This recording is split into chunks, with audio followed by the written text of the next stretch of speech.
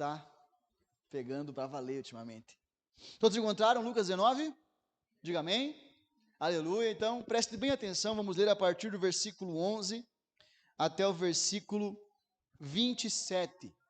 Diz assim a palavra do Senhor. Estando eles a ouvi-lo, Jesus passou a contar-lhes uma parábola, porque estava perto de Jerusalém, e o povo pensava que o reino de Deus ia se manifestar de imediato. Ele disse: um homem de nobre nascimento foi para uma terra distante para ser coroado rei e depois voltar. Então chamou 10 dos seus servos e lhes deu 10 minas.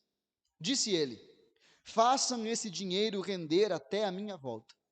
Mas os seus súditos o odiavam, e por isso enviaram uma delegação para lhe dizer: não queremos que este homem seja nosso rei. Contudo, ele foi feito rei e voltou. Então mandou chamar os servos a quem dera o dinheiro, a fim de saber quanto tinham lucrado.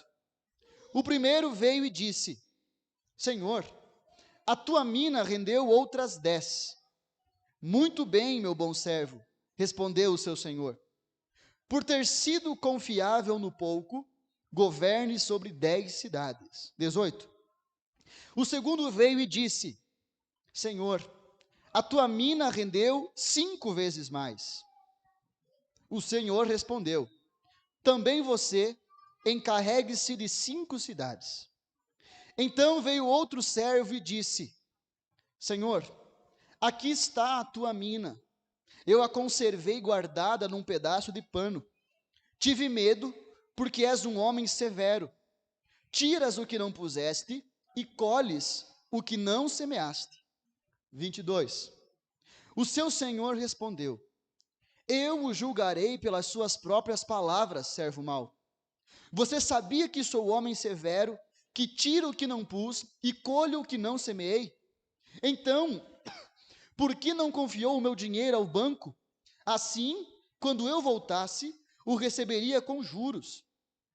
E disse aos que estavam ali: tomem dele a sua mina e deem ao que tem 10. Senhor, disseram, ele já tem 10. Ele respondeu: eu lhes digo que a quem tem, mais será dado. Mas a quem não tem, até o que tiver lhe será tirado. E aqueles inimigos meus, que não queriam que eu reinasse sobre eles, tragam-nos aqui e matem-nos na minha frente. Amém? Todos acompanharam bem a leitura? Com clareza? Amém? Estão com calor, irmãos? O verão está chegando aí. Estão com sono? Cansados? Vamos orar? Senhor Jesus, nós te agradecemos. Ora comigo, irmão. Ora comigo. Eu oro, você ora também. Nós todos oramos. Senhor Jesus, nós te agradecemos, Pai, mais uma vez, pelo privilégio de estarmos na tua casa, em comunhão como igreja, para exaltar o teu nome. Mais uma vez eu reforço, Pai, o nosso pedido e peço que o Senhor grave em nosso coração o desejo, o anelo, o desespero de sermos moldados, Pai, para que possamos subir e permanecer no teu santo monte. Senhor, nós estamos aqui mais uma vez diante da tua palavra e sabemos, Pai, que às vezes nós temos a limitação física, nós temos, Pai, o cansaço do trabalho, nós temos a questão climática, mas nada disso, Senhor, pode ser capaz de roubar-nos a tua santa semente, de roubar-nos da tua presença, de privar-nos, Senhor, dos teus ensinamentos. Por isso eu peço, dá-nos graça, Senhor, a todos nós, para que possamos, em nome de Jesus, compreender a tua palavra, que a nossa vinda até aqui não seja vã, mas que o Senhor receba o nosso louvor e que possamos receber a tua diretriz. Pai, em nome de Jesus, nós repreendemos toda ação contrária, toda seta do maligno, toda ação que visa, Pai, impedir a tua igreja de ser edificada, nós repreendemos em nome de Jesus. Declaramos a tua liberdade, Senhor, sobre a nossa vida, sobre o nosso coração, sobre a nossa mente, Senhor. Fala conosco, para o louvor do teu nome, nós oramos em nome de Jesus. Os que concordam dizem amém. Aleluia. Vamos lá, irmãos. Eu sei que é uma leitura um tanto quanto extensa, então talvez a gente perca um pouco do começo até chegar ao final da leitura, mas é uma parábola só, um contexto só. Se você observar, eu peço que, se possível, como nós não temos o projetor aqui hoje, se possível você deixe a sua Bíblia aberta para acompanhar a leitura e aquilo que vai ser dito aqui, amém? Observe já o versículo 11, onde nós começamos a leitura. Ele já começa dizendo, na minha versão, que é a NVI, estando eles a ouvi-lo, ou seja, estando eles a ouvir Jesus, amém, irmãos? Logo, isso implica que esse texto que nós lemos está diretamente associado ao que está nos versículos anteriores, ok? E o que está acontecendo antes, Marco? Jesus, ele está passando por Jericó, indo em direção a Jerusalém. Jesus está saindo daquela que é a cidade mais antiga do mundo, Jericó, que está a 400 metros abaixo do nível do mar. Olha que curioso isso. Jericó, que foi a primeira cidade conquistada pelo povo, sob liderança de Josué, lembram disso? Onde derrubaram as muralhas. Vem com Josué lutar em Jericó. Não é? É uma cidade que foi amaldiçoada por Deus. Ele está saindo de Jericó, subindo para Jerusalém, que está a 800 metros acima do nível do mar. Está indo para aquela que é a cidade santa. Está indo para aquela que é a cidade centro da adoração a Deus na época. Estão comigo, irmãos? Uma subida de aproximadamente 25 quilômetros. Jesus está indo para Jericó, de Jericó para Jerusalém, e nesse percurso acontece aquele evento conhecidíssimo por todos nós, que é Jesus na casa de Zaqueu. Lembram? Zaqueu, publicano, que há 2 semanas atrás, nós aprendemos a parábola do publicano e do fariseu. Quem estava aqui? Lembra? Lembram? O publicano, que era o pior do tipo das pessoas que existia naquela época para um judeu. Zaqueu era um publicano. Amém, meus irmãos? Jesus entra na casa de Zaqueu, você conhece a história, e libera uma palavra que imagino ser chocante para aqueles que estão ouvindo naquele momento, para os judeus. Ele fala assim: hoje houve festa no céu, porque esse homem também é um filho de Abraão. Jesus, diante daquelas pessoas que o viam como um traidor, a escória da sociedade, a pior espécie que existe, um traidor da pátria, Jesus fala: ele é irmão de vocês, chamem ele de irmão agora. Amém, meus irmãos? E ele fala: porque o Filho do Homem veio para salvar o que se havia perdido. E após esse evento todo da salvação na casa de Zaqueu, ele segue o seu percurso, está quase chegando em Jerusalém, e aí ele conta essa história que nós lemos. Amém, meus irmãos? Amém, queridos? Preciso que você fique comigo aqui, para a gente compreender. Como eu disse, Jesus está prestes a entrar em Jerusalém, Fabiano. E como você sabe, Jerusalém que estava enfervecida naquele momento. Por quê? Porque eles estavam para celebrar a festa da Páscoa. Então, judeus do mundo inteiro, antigo, vieram para Jerusalém. Estudiosos dizem que a população, ela aumentava em 5 vezes no período da Páscoa. Estava lotada, efervescente. Dentro de Jerusalém, um grupo, nas escondidas, planejando, Érica, matar Jesus. E fora de Jerusalém, um grupo indo com Jesus, e às portas da cidade, estava prestes a se reunir um grupo com ramos, prontos para receber o rei. Jerusalém, meus irmãos, ela estava... alguns de Jerusalém e os seguidores de Jesus, eles estavam chegando naquele momento, Mari, com uma ardente expectativa de que Jesus iria se revelar publicamente como Messias. Eles estavam na expectativa, Max, como você também sabe, de que não há lugar melhor do que Jerusalém. Não há dia melhor do que na Páscoa.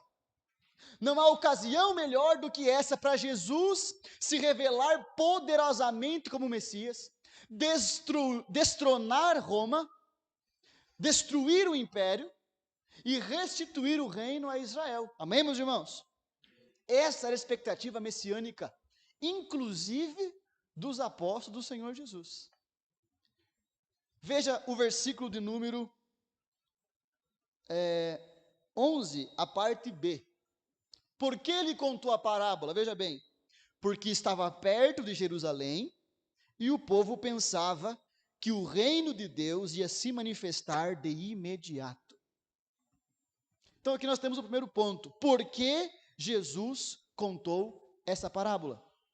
Qual era o objetivo de Jesus em contar essa parábola? Era calibrar, era corrigir a expectativa equivocada das pessoas quanto à revelação do reino naquele momento. Quantos entendem? Entendem, meus irmãos? Consegui ser claro? As pessoas imaginavam que o Messias ia se revelar com poder militar, destruir o império e restabelecer o reino em Jerusalém. As pessoas imaginavam que o reino ia se revelar de imediato. Então Jesus vem com sua palavra para reposicionar a expectativa do coração humano.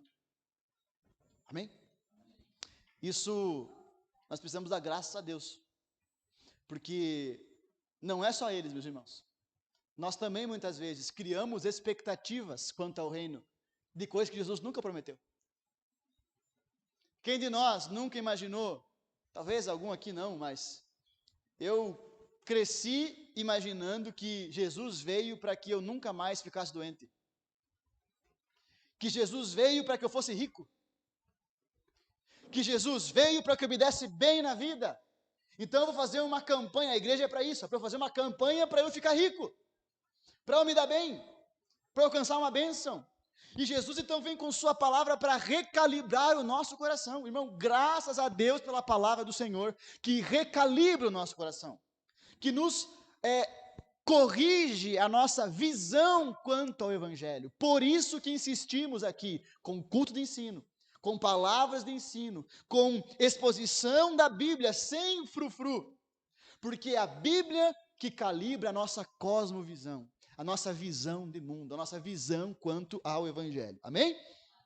Nesse contexto, então, eu vejo 3 objetivos. Primeiro, alinhar, então, as expectativas quanto ao reino, ok? Segundo, aproveitando o gancho, revelar qual que é o nosso papel nesse reino.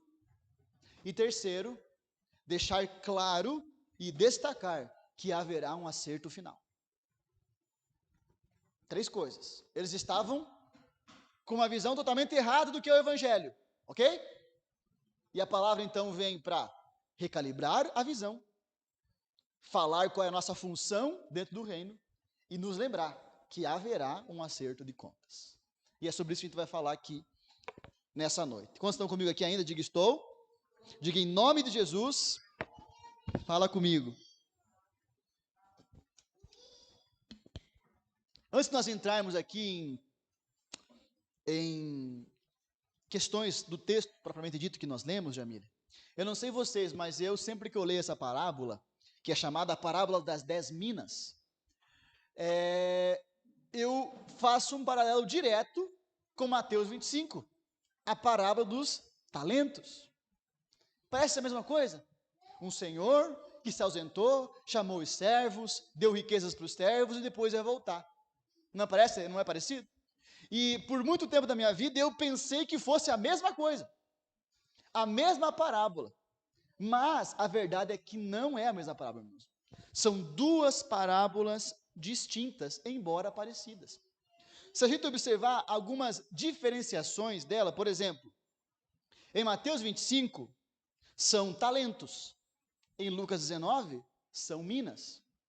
São moedas diferentes com valores diferentes. Amém? Se nós observar em Mateus 25, a quantidade de talentos é diferente. Há um 5, há um 3 e há um 1. Mas na parábola das minas, o Senhor distribui igualitariamente uma mina para cada servo. Estão comigo? O que mais? Os próprios servos. Na parábola dos talentos, são 3 servos. Na parábola das minas, são quantos servos? Você lembra da leitura que nós fizemos? 10 servos. Fica comigo. E a recompensa também muda. Porque na parábola dos talentos, a palavra do Senhor é o seguinte: Muito bom, servo bom e fiel, entra para o descanso do teu Senhor. É ou não é? E na parábola das minas, é assim, ó, muito bom, agora você vai trabalhar mais ainda. A recompensa é diferente. Se não bastasse isso, a própria questão do público-alvo, meus irmãos. Ano que vem, se Deus der graça, você vai estudar aqui bibliologia dentro da teologia, né? E quando a gente observar o Novo Testamento, você vai entender autor, público-alvo, objetivo, e nós entendemos que Mateus, ele escreve o evangelho dele para judeus, ok? Para quem? Por isso que Mateus é cheio de profecias do Antigo Testamento, que os judeus conheciam. E ele quer então comprovar que Jesus cumpre essas profecias. Já Lucas, ele escreve para gentios, até porque ele próprio é um gentil, com uma linguagem distinta, visando apresentar a manifestação do reino hoje. Ok, meus irmãos? Então, são duas parábolas distintas, não é a mesma parábola. Amém? Está conseguindo entender? Estou falando muito rápido? Não? Tá bênção? Meu Deus. São quantas minas aqui na parábola?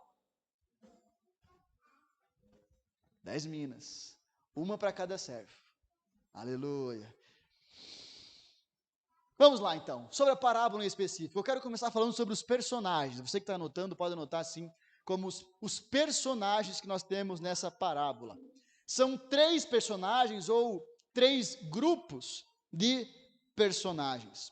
E o primeiro que a palavra nos apresenta aqui está já no versículo 12, no comecinho da parábola. Olha o que Jesus diz lá, meus irmãos. Lê lá para mim o versículo 12, por favor. No 3. 1, 2, 3.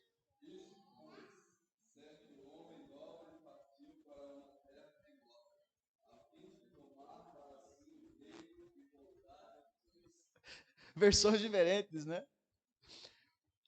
O primeiro personagem aqui é esse homem nobre, ou algumas versões dizem, um homem de nobre nascimento. Ok, meus irmãos? Diga homem nobre. Quem é esse homem nobre? Fica bem claro, bem patente para nós que esse homem nobre da parábola, esse senhor da parábola, está aqui representando o Senhor Jesus. E nós conseguimos ver nesse simples versículo, nesse único versículo, que ele apresenta 3 estágios da obra de Cristo. Número 1, o nascimento. A parábola já parte, meus irmãos, da encarnação de Cristo, ok? Porque se ele fosse pautar da eternidade anterior, Jesus nunca nasceu, ele sempre existiu, ok? Jesus então nasceu na sua encarnação. Portanto, quando diz assim, um homem de nobre nascimento, está falando da vinda do Senhor Jesus, amém? Da encarnação do Senhor Jesus. Eu entendo que esse nobre nascimento, na prática, literalmente, na encarnação, não aconteceu, né? Não teve nada de nobre, nasceu no meio dos animais, numa estrebaria emprestada. Mas está falando da forma como ele foi gerado. Não de forma comum como os outros homens, mas gerado pelo Espírito Santo de Deus. Um nobre nascimento como nenhum outro homem teve. Ele não tem a semente de José, mas a semente do Espírito nele. Amém? Jesus, esse homem de nobre nascimento. O segundo ponto, ele diz assim: foi para uma terra distante para ser coroado rei. Primeiro, o nascimento de Cristo. Segundo, a ascensão de Cristo, meus irmãos. Ok? O ministério de Jesus, ele não se conclui na cruz. A obra de Cristo aqui não termina na cruz. Ela precisa ter mais 3 estágios, pelo menos. Quantos estágios? Primeiro, tem que passar pelo sepultamento. Por quê, pastor? Para cumprir as Escrituras. O próprio Jesus diz em Mateus 12:40, pois como Jonas esteve 3 dias e 3 noites no ventre da baleia, assim estará o Filho do Homem 3 dias e 3 noites no coração da terra. Ele tinha que ser sepultado e passar 3 dias sepultado, para comprovar que ele realmente morreu. Amém? Ele também tinha que ressuscitar, para vencer definitivamente o último inimigo, que é a morte. E para autenticar que ele não é um simples profeta, mas é Deus encarnado. Porque não houve outro homem que venceu a morte senão Jesus. E também para ser a primícia da nossa ressurreição. Irmãos, a teologia de Paulo, a teologia paulina, é profundamente pautada na ressurreição. Nós vamos ressuscitar, meus irmãos. Paulo chega a dizer o seguinte: se não cremos que Cristo ressuscitou, então nossa fé é vã e de nada vale nossa pregação. Se não cremos em ressurreição, então comamos e bebamos porque vamos morrer amanhã. Você não pode esquecer disso. Você vai ressuscitar um dia. Na última trombeta, os mortos em Cristo ressuscitarão primeiro. Amém, meus irmãos? Mas também precisa haver a sua ascensão, morte, sepultamento, ressurreição e ascensão aos céus. Max, é a ascensão que está representada na parábola como foi para uma terra distante para ser coroado. Quando Jesus é assunto ao céu, ele está sendo coroado pelo Pai, como autoridade sobre todo o universo. É quando ele sobe ao Pai, novamente, Fabiano, que ele se assenta à destra do Pai. É quando ele sobe mais uma vez ao Pai, que ele recebe o nome que está acima de todo nome. É na sua ascensão. Olha o que fala o texto de Efésios 1, 20 e 21. Deus ressuscitou Cristo e o assentou à direita, acima de todo domínio, autoridade e poder. Portanto, Mari, Fabiano, Beto, é quando Jesus assunta aos céus e se assenta destra do Pai, que ele recebe autoridade sobre tudo e sobre todos, em todo o universo. Como diz aquela frase do Senhor, esqueci o nome dele de novo, que eu citei aqui domingo, se não me engano, um teólogo holandês que diz o seguinte: não há 1 milímetro quadrado nesse universo inteiro que Jesus não olhe e diga assim, é meu.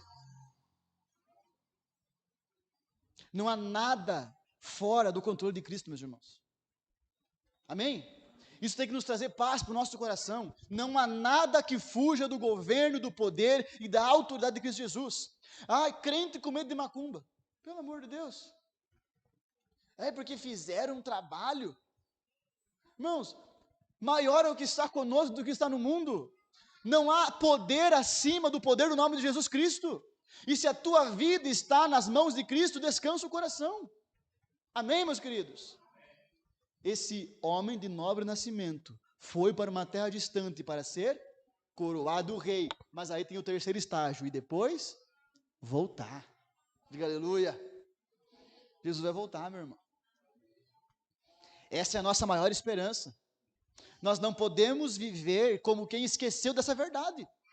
Porque às vezes a gente fica o dia a dia na correria, e vem culto e vai para casa, e trabalha e volta para casa, e faz negócio e volta para casa, e projeta e volta para casa, e acorda e dorme, e passamos dias sem lembrar da nossa suma esperança: Jesus voltará. Eu tenho comigo, Jamile, que a nossa vida seria muito diferente se todos os dias nos lembrássemos que Ele vai voltar. Concorda comigo, irmãos? Seria muito diferente, Beto. Antes de nós fazermos o que não devemos fazer, nós pensaríamos 1000 vezes: Ele está voltando. Eu preciso pregar o Evangelho. Eu preciso cumprir meu chamado. Eu preciso servir Jesus com fidelidade, porque Ele está voltando. Amém, meus irmãos? Ele não parte para permanecer para sempre longe. Ele parte por um tempo, para que depois fique para sempre conosco, meus irmãos. Para que depois esteja para sempre junto com o seu povo. Ou seja, aqui, Max, ele está destacando que a manifestação gloriosa do reino não é na Páscoa em Jerusalém, é no porvir, no dia do Senhor. Agora ele inaugura o reino na cruz aqui na terra, mas quando ele voltar, ele vai estabelecer plenamente o reino entre nós. A revelação visível é no porvir, e existe um espaço de tempo entre a primeira vinda e a segunda vinda. E a questão é, como devemos aguardar a segunda vinda nesse espaço de tempo? Quantos entendem o que eu quero dizer? Amém, meus queridos? Entre a primeira vinda e a segunda vinda, nós estamos nesse hiato, nesse espaço. E precisamos viver de acordo com a vontade do Senhor nesse tempo. Jesus vai voltar, meus irmãos. Em breve, aquele que vem virá, diz a palavra do Senhor. E nós aguardamos o nosso Senhor. Amém? E por fim não, eu falei o primeiro personagem, né? O segundo personagem, o segundo grupo de personagens aqui, são os servos. Fala, servos. Os servos. Olha o que diz o versículo 13. Então, chamou 10 dos seus servos e lhe deu 10 minas. Chamou 10 dos seus servos. Eu entendo, meus irmãos, que esse 10, ele está aqui de forma ilustrativa, mas representando o todo, ok? Representando o todo dos servos desse Senhor. Se você observar num estudo do texto, você vai ver que a escrita original de Lucas, em grego, ele usa aqui o termo doulos. Doulos. Esse termo doulos, para falar de servo, tá? Esse termo doulos, muitas vezes, é traduzido como escravo. Escravo. Paulo diz, Paulo, escravo do Senhor Jesus. Ele usa doulos. Amém? Amém, meus irmãos? O Strong também fala que dolo significa aquele que é dedicado ao outro, em detrimento de si mesmo. Então, no primeiro momento, a gente pode achar aqui que está falando desse tipo de escravo. Aquele escravo que ele está lá sem opção, que ele está lá por obrigação, que ele está lá sem voz, que ele está lá acorrentado num canto. É assim, não é? Quando pensa em escravo. É ou não é? Mas não é esse tipo de escravo aqui, meus irmãos. Por isso que eu acho muito acertada a tradução aqui como servo ao invés de escravo. Porque veja bem, esse Senhor confiou dinheiros a esses homens. Um escravo, nessa mentalidade que nós vimos antes, não tinha autoridade para acessar os tesouros do Senhor, muito menos para negociar com o dinheiro do seu Senhor. Vocês entendem? Amém? Então aqui não está falando desse tipo de escravo que vive por obrigação. Eu tenho que fazer, senão meu Deus vai me matar. Mentalidade de escravo. Eu tenho que dizimar, senão o devorador vai vir na minha casa, uma doença vai vir na minha casa, eu vou gastar na farmácia. Eu tenho que ir na igreja, senão eu vou para o inferno. Eu tenho que orar, senão... Essa é a mentalidade de escravo. Vocês entendem? Ele está falando aqui de servo. Ele está falando aqui de alguém que, por livre vontade, escolheu servir o Senhor.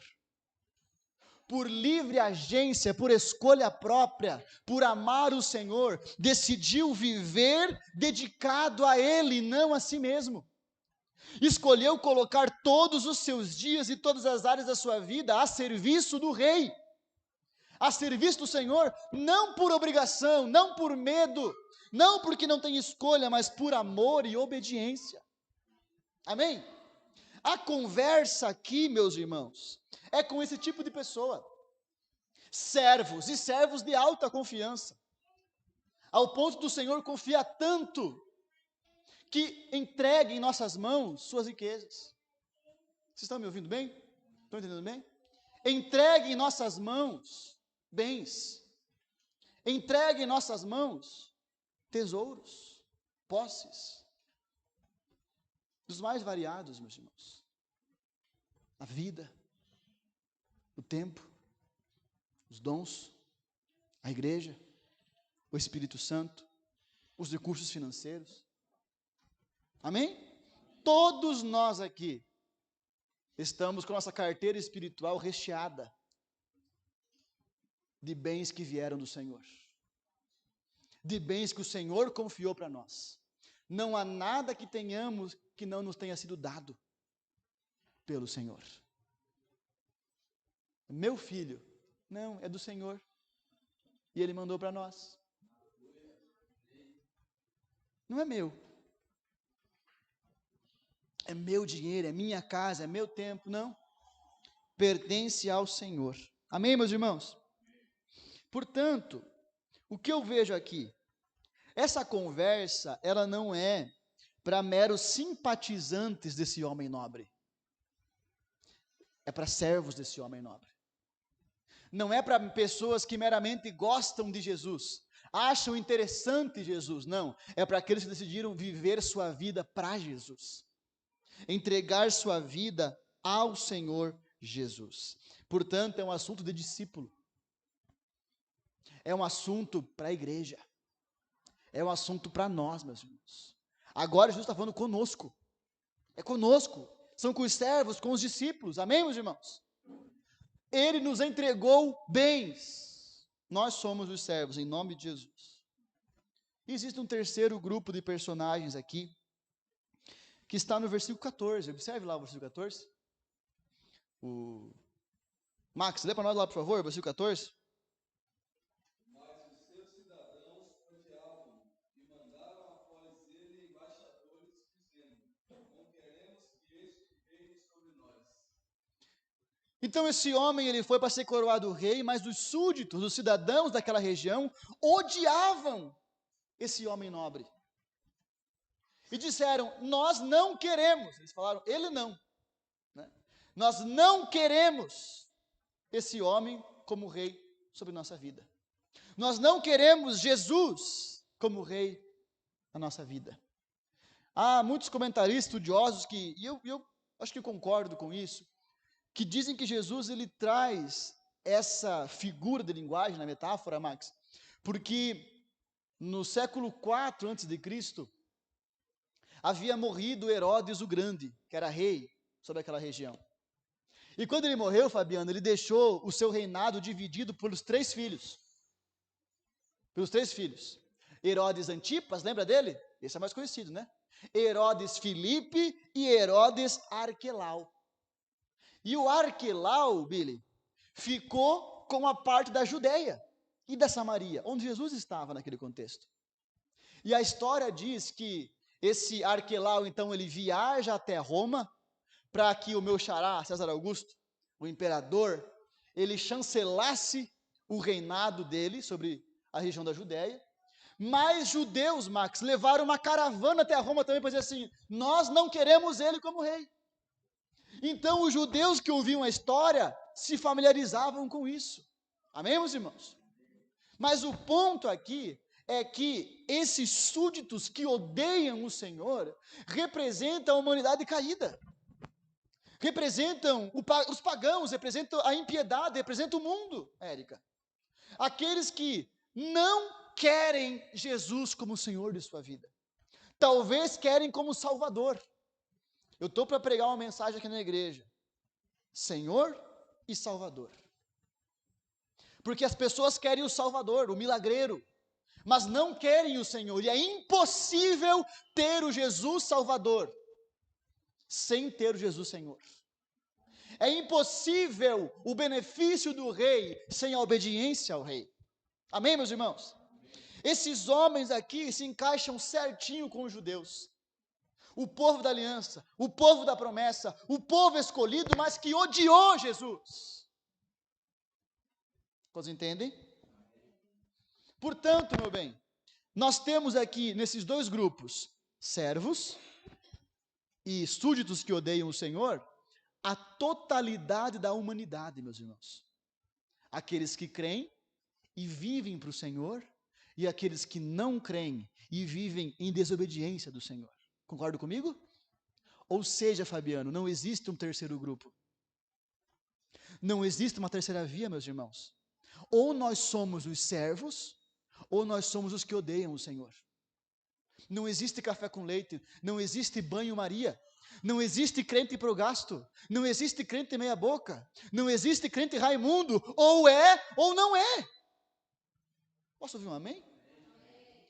Isso é antigo, o profeta Elias fala, escolham hoje quem vocês querem servir. Se vocês querem servir Baal, pois que sirvam Baal. Mas se é o Senhor, então sirvam ao Senhor. Jesus diz, ninguém pode servir a dois senhores, porque vai amar a um e odiar a outro. Agradar a um e desagradar ao outro, amém, meus queridos? Ou nós somos do grupo dos servos, que vivem a sua vida dedicada ao Senhor, em obediência a Ele, ou nós somos do grupo dos súditos que dizem que querem o Senhor, mas no fundo odeiam o Senhor. Eu creio que nós estamos aqui com uma amostra do grupo dos servos, amém, meus irmãos? Em nome de Jesus. Muito bem, observamos aqui então os personagens. O homem de novo nascimento, Jesus, que foi e voltará. Os servos, os discípulos, aqueles que creem e vivem para Ele, ok? Não para si mesmos, vivem para Ele, portanto, tudo o que receberam é para a glória dEle, para o louvor dEle. E temos os descrentes, os ímpios, os que não aceitam o Senhor Jesus como o Rei sobre suas vidas, ok? Vamos avançar então aqui. Entramos agora nesse espaço de tempo entre a primeira e a segunda vinda de Jesus. E eu pontuei aqui como enquanto aguardamos. Todos nós estamos aguardando Jesus voltar. Devemos aguardar com expectativa no nosso coração Jesus voltar. Mas a espera pela volta de Cristo não é uma espera de alguém que fica sentado sem fazer nada. É uma espera ativa. Perceba que antes de partir de viagem, esse Senhor chamou os seus servos, lhe deu 10 minas e deixou uma incumbência. Enquanto eu não venho, enquanto eu estou fora, façam esse dinheiro render.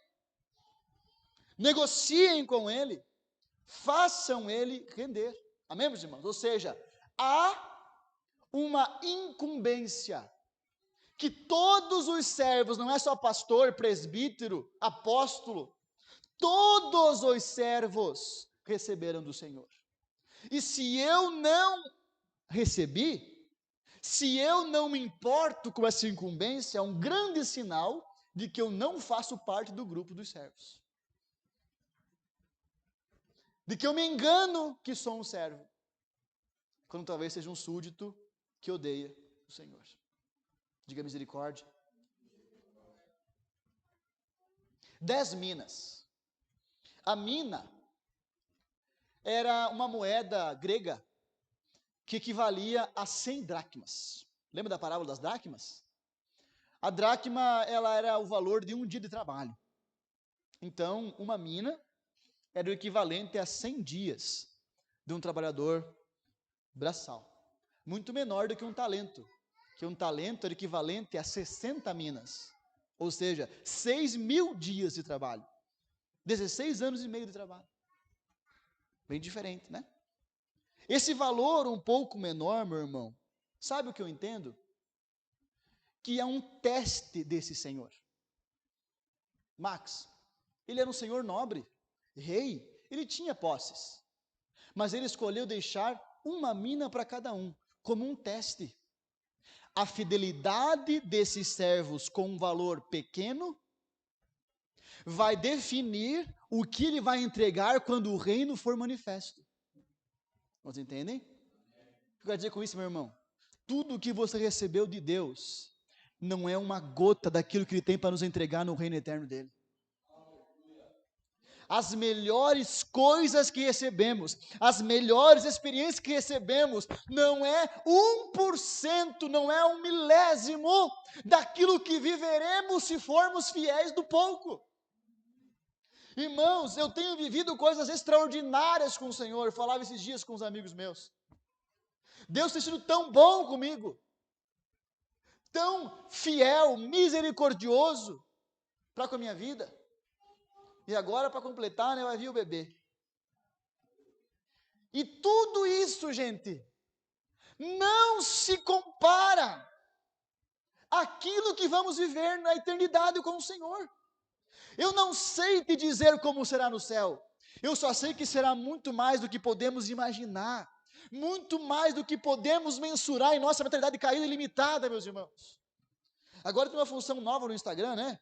Que é meio que de repostar, eu não sei se chama repostar, o que é. Eu vi uma publicação de um pastor que eu sigo, e eu até repostei. Ele fala o seguinte, ó: naquele dia, ficaremos como quem sonha, não porque teremos algum devaneio, mas por descobrir que aquilo que pensávamos ser era apenas uma gota daquilo que realmente será. Posso ouvir um aleluia, meu irmão? Nós não temos noção do que viveremos com o Senhor, mas passa pela nossa fidelidade com aquilo que nós temos hoje. Glória a Deus que você está aqui, meu irmão. Eu quero a eternidade com Jesus, adorar Ele dia e noite, mas não consigo vir no culto. Prefiro o sofá, o domingão do Faustão, o jogo do Grêmio, do Inter, Chapecoense, do Corinthians, seja lá de quem for.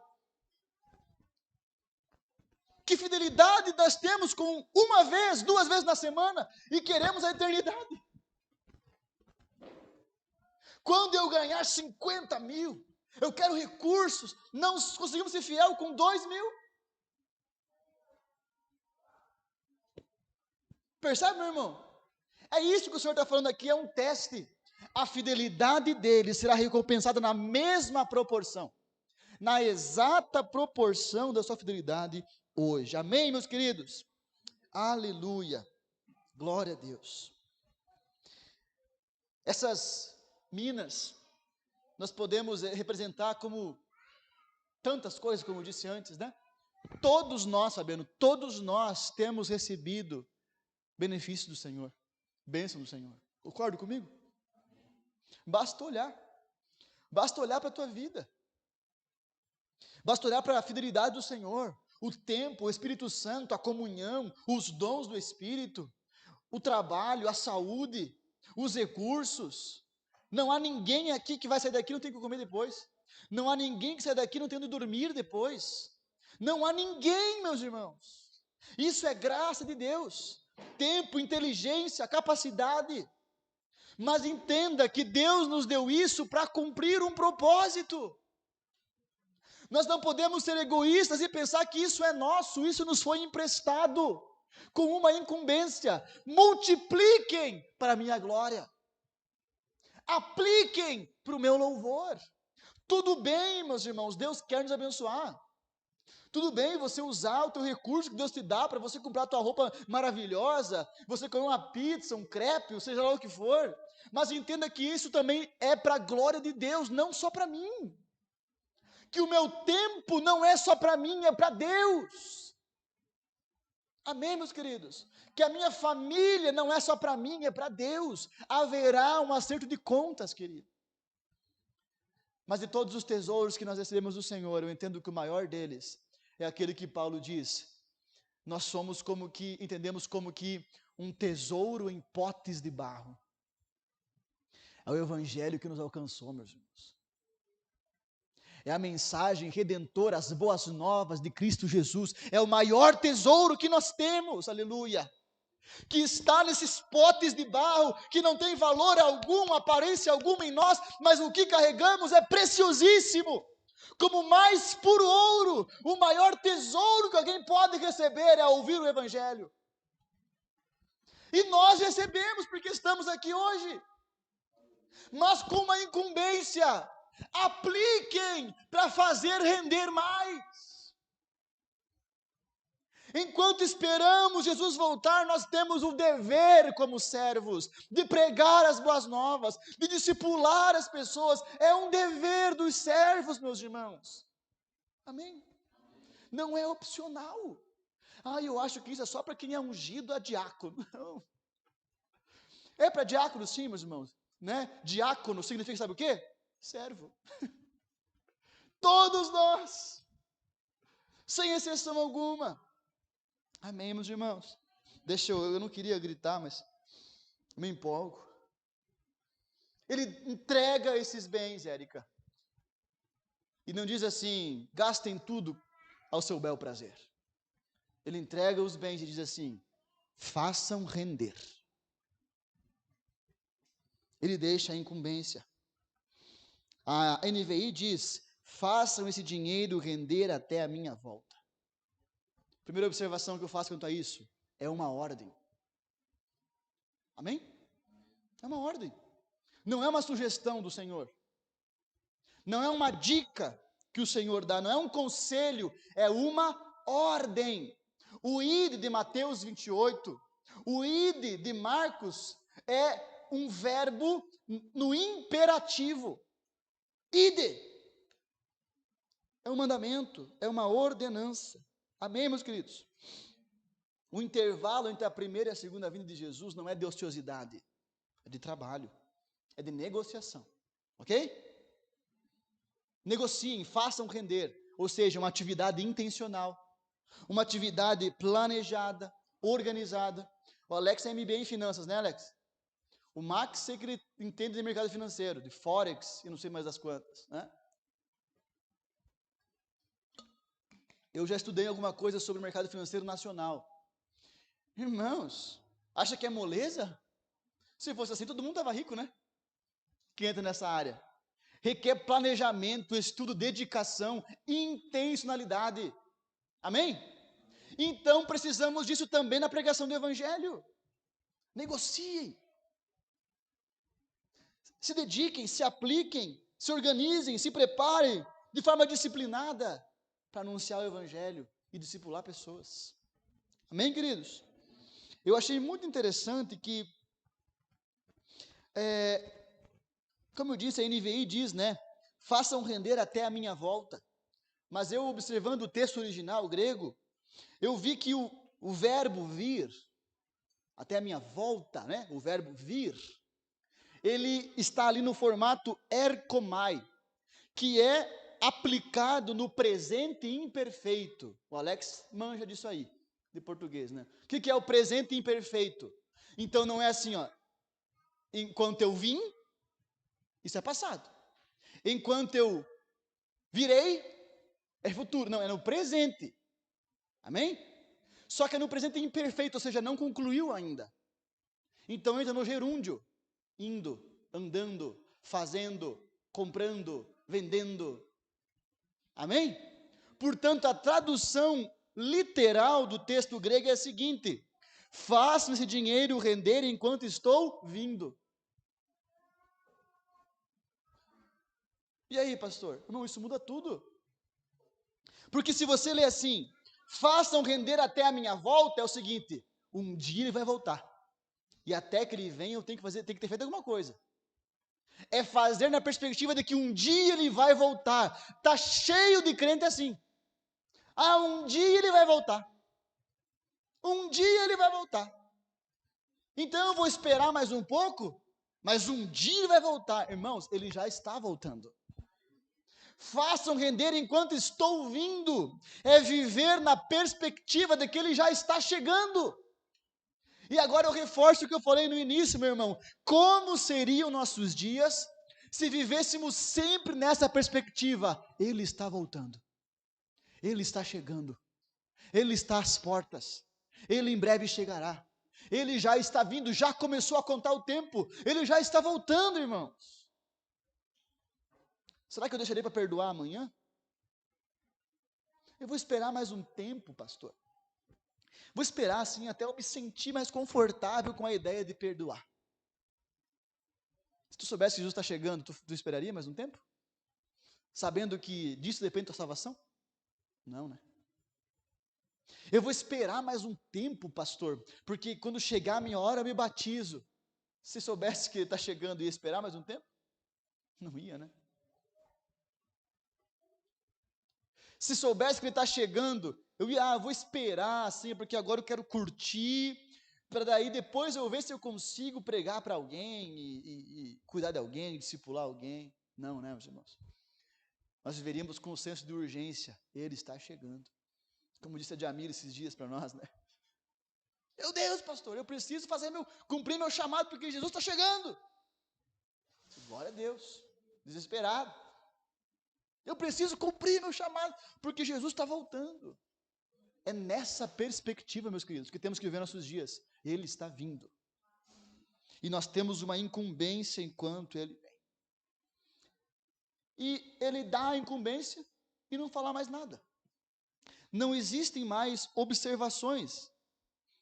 Ele não deixa gerentes, vigias, para vigiar o trabalho dos servos. Percebeu? Ele não deixa uma receita de bolo pronto, ó, faça assim, faça assado. Isso me faz entender que esse Senhor é tão bom e confia tanto nos seus servos que lhes dá liberdade. Cada um pode fazer do jeito que quiser fazer. Mas entenda, haverá um acerto de contas. Ele dá liberdade, Max. Eu quero fazer assim, então faça. Quero fazer assado, faça. Ele não deixa gerente, fiscal de obra. Embora às vezes a gente quer ser fiscal de obra, né? A gente não faz e fica fiscalizando os outros. Olha, fica pregando no Instagram. Pelo menos está pregando no Instagram em algum lugar. Olha só, porque falam. Vamos trabalhar. Ele não deixou fiscais, não deixou gerente. Ele simplesmente deixou a ordem e foi, porque ele confia nos seus servos. E ele espera proatividade, não obrigação. Amém, meus irmãos? Ele nos dá liberdade para agir, mas haverá um acerto de contas. Paulo escreve aos Coríntios, na primeira carta, capítulo 3, dizendo o seguinte: conforme a graça de Deus que me foi concedida, eu, como sábio construtor, lancei o alicerce, e outro está construindo sobre ele.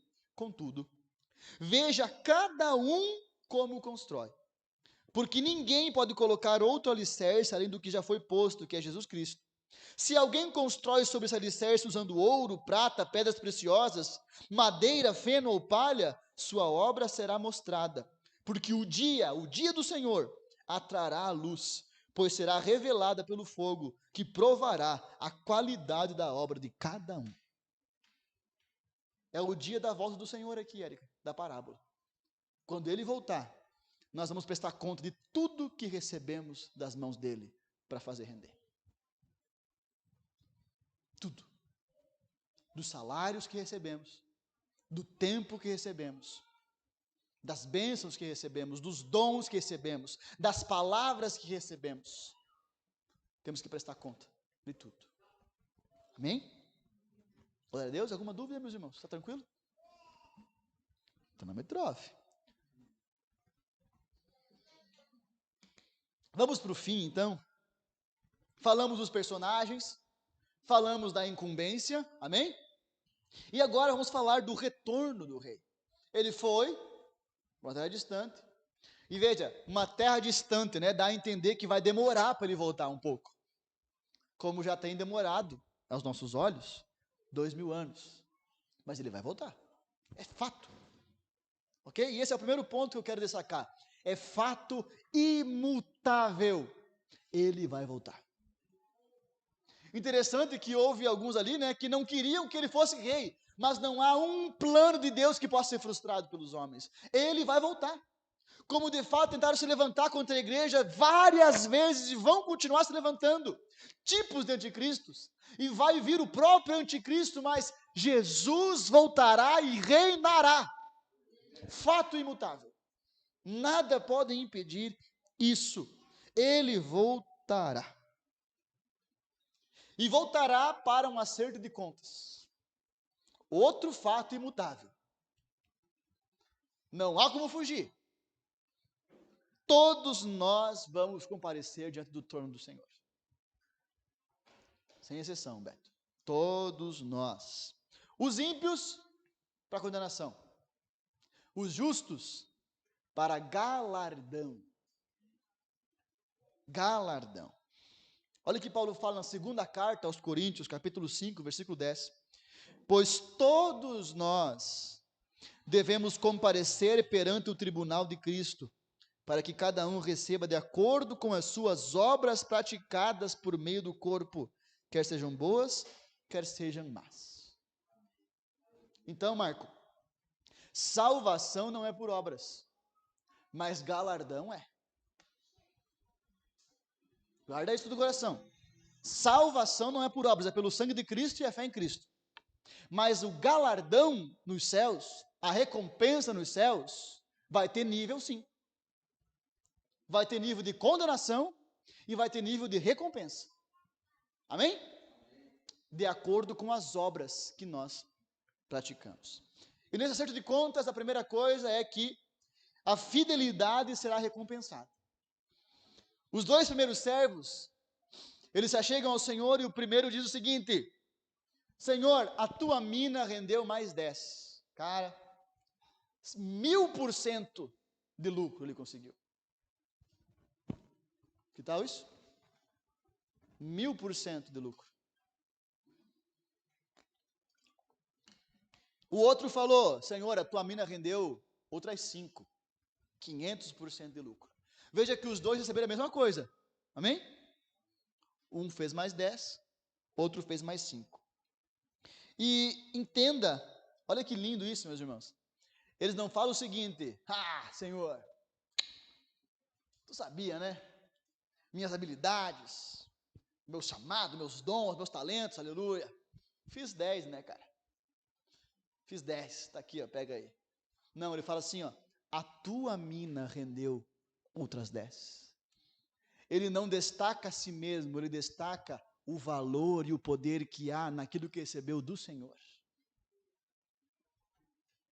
Certa vez teve uma frase de um pastor que dizia o seguinte, que o lindo do evangelho é isso: você se dedica, se esforça e gasta a tua vida nisso, e quando dá certo, você sabe que não foi você que fez, foi a graça de Deus através de você. Ele destaca que não é a sua capacidade, mas aquilo que recebeu do Senhor. Amém, meus irmãos? Entendemos isso? Então nunca mais diga: eu não vou discipular porque eu não consigo, porque não é sobre você. Não é sobre mim. É sobre aquilo que Ele derramou em nossas vidas. Nunca mais diga: eu não vou pregar para ninguém porque eu não sou capaz, eu não sei. Ninguém de nós sabemos. Não é sobre nós, nós somos o pote de barro, mas o tesouro que Deus depositou em nós tem grande valor, grande poder. Amém, meus irmãos? Concordam comigo? Diga amém. Glória a Deus. Esses dois que foram fiéis, meus irmãos, eles ouvem do Senhor aquilo que é o meu sonho. Eu gostaria que fosse o teu sonho também. Chegar diante do Senhor e ouvir o seguinte. Versículo 17. Muito bem, meu bom servo. Aleluia. Não é muito bem, apóstolo, bispo, diácono, pastor, profeta. É servo. Muito bom servo. Meu bom servo. Eu vivo a minha vida para isso, meus irmãos. Para esse dia. Para ouvir essas palavras do Senhor. Irmão, talvez aqui você vai trabalhar e vai se doar e vai servir e você não vai receber nem o muito obrigado. Talvez tu vai receber traição. Opa!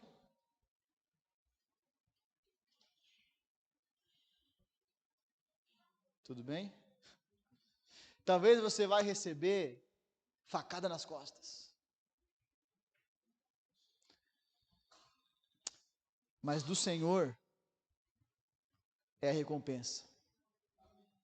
Não faça para receber dos outros alguma coisa.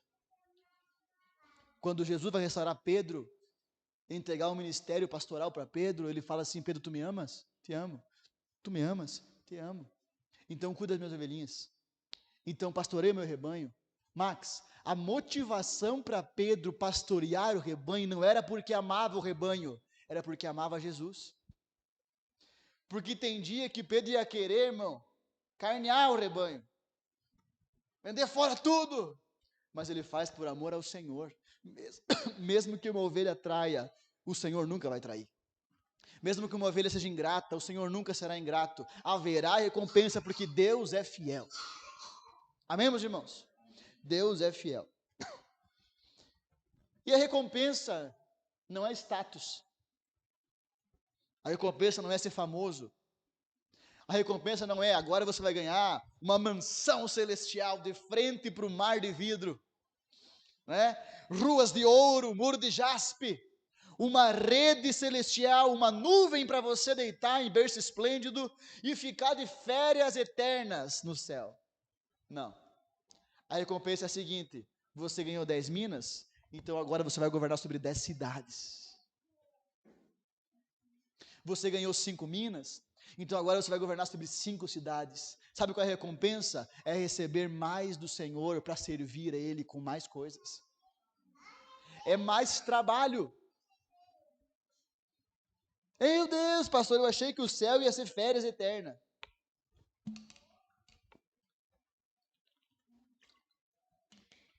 Governe sobre 10 cidades, porque foi fiel no pouco.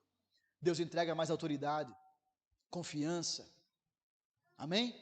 E para um servo não há nada melhor do que servir seu Senhor. Não há nada melhor do que ser achado digno por Ele de servi-lo. Amém, meus irmãos? Seja fiel em nome de Jesus. Amém? Ao passo que a fidelidade será recompensada quando Ele voltar, a infidelidade será cobrada. Um terceiro servo chega e diz assim: está aqui, Senhor, a tua mina. Eu embrulhei ela num pedaço de pano aqui e está na tua mão. Irmãos, R$500 hoje vale a mesma coisa que R$500 10 anos atrás? Porque ficar na mesma é a mesma coisa que regredir. Espiritualmente falando, quando eu só não faço nada, eu acho que eu estou neutro, mas eu estou regredindo. Eu não preguei para ninguém, eu não discipulei ninguém, eu não servi em nada, mas eu também não voltei a beber, não voltei a fumar. Você regrediu. A inflação espiritual te pegou. Esse cara ficou nessa, Max. Vou ficar na minha, estou nos cultos, estou na igreja, está aqui o meu talento, eu vou esconder bem escondidinho para não correr risco nenhum e vou devolver para Deus. Está aqui, Deus, o que é teu. E olha o que ele fala para o seu Senhor, meu irmão. Ele fala para o seu Senhor no versículo 20: Senhor, aqui está a tua mina, eu a conservei guardada num pedaço de pano. Tive medo, porque és um homem severo. Tiras o que não puseste e colhes o que não semeaste. Ele começa a justificar a sua infidelidade. Meus irmãos, meu Deus, que coisa padrão. Aquela frase, né?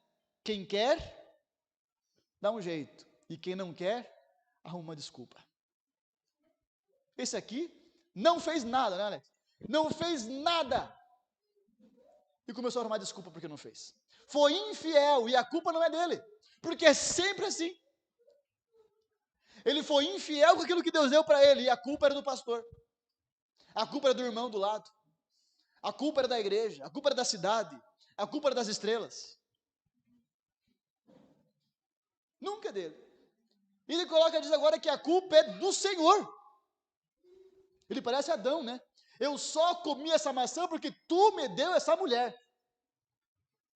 A culpa é tua, Senhor. Ele começa a listar, Marco, características que ele via no seu Senhor. Primeiro, tive medo. Ou seja, esse Senhor dele era amedrontador. Deus é assim, meus irmãos? Hã? Ele usa aqui a palavra eu tive fobel, de onde vem fobia. É terror, é medo, no sentido de maldade. Ele está vendo um outro Senhor. Concorda comigo? O que mais? Ele fala o seguinte: você é severo, ou seja, áspero. Deus é assim. Ele fala o seguinte: você tira onde não pôs e colhe onde não plantou. Sabe quem faz isso, meu irmão? Ladrão. Ladrão pega onde não colocou e pega milho onde não plantou. É ou não é? É ou não é, meu irmão? Esse cara chama o seu Senhor de terrível, malvado, assustador e ladrão. O que isso quer dizer, meus irmãos? Esse cara não conhecia o seu Senhor. Esse cara não conhecia ele, Max. Esse cara estava no meio dos servos, mas nunca foi um servo do Senhor. Entenderam? Ele estava no meio da igreja. Ele estava no meio do lugar onde Deus derrama os seus dons, os seus benefícios, mas ele nunca foi de fato um servo. Isso se mostra pela desobediência. Ele se dizia servo, mas era igual àqueles que odiavam o Senhor, porque não queriam obedecer o Senhor. O Senhor disse, faça multiplicar, ele disse, eu vou conservar. O Senhor disse, vai e prega o evangelho, eu falo o seguinte, vou ficar no meu canto. Amém? O Senhor disse, toma essa postura, eu falo, não quero. Eu me acho servo, mas eu não sou servo, porque ele não confia no Senhor. Ele não confia naquilo que o Senhor falou. Ele era um falso servo. Ele era um falso crente. E uma das maiores expressões de um falso servo é a infertilidade. Infertilidade.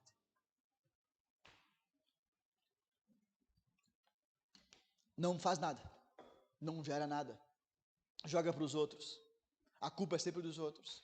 E ele não faz nada. Ele está contente em não fazer nada. É característica de um falso servo. Porque se nós estamos ligados à videira, meus irmãos, não há ramo que não frutifique, como a seiva que vem do Senhor Jesus. Não há quem não possa multiplicar, porque não é sobre nós, é sobre aquilo que Deus colocou sobre nós.